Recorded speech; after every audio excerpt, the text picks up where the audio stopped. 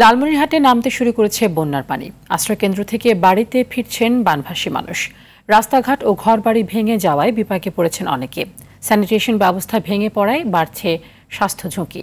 দেখা দিয়েছে শুকনো ও খাবার এবং গোখাদ্যের তীব্র সংকট। লালমনিরহাট প্রতিনিধি মিজানুর রহমান মিজানের প্রতিবেদন জানাচ্ছেন সাকিব আল হাসান।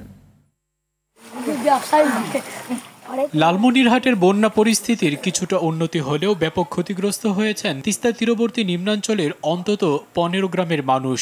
পানি কমার সাথে সাথে দৃশ্যমান হচ্ছে ক্ষতিগ্রস্ত ঘরবাড়ি, রাস্তাঘাট ও ফসলি জমি।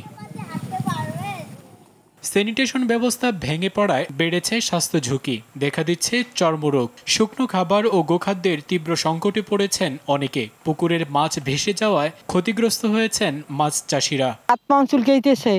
চুলকের কারণে ওষুধ কিনে তো আনতে পারিনি। নেপটিন তলে আছে, নেপটিনে পানি আছে, মনে করো চুলে তলে আছে।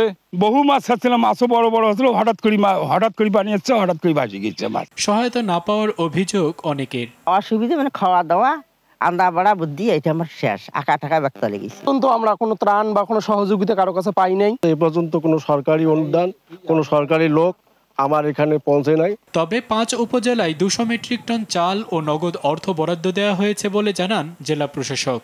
200 মেট্রিক টন জিআর চাল বরাদ্দ করেছি। তবে এটা এখনই সব দিয়ে দেব বিষয়টা তা না।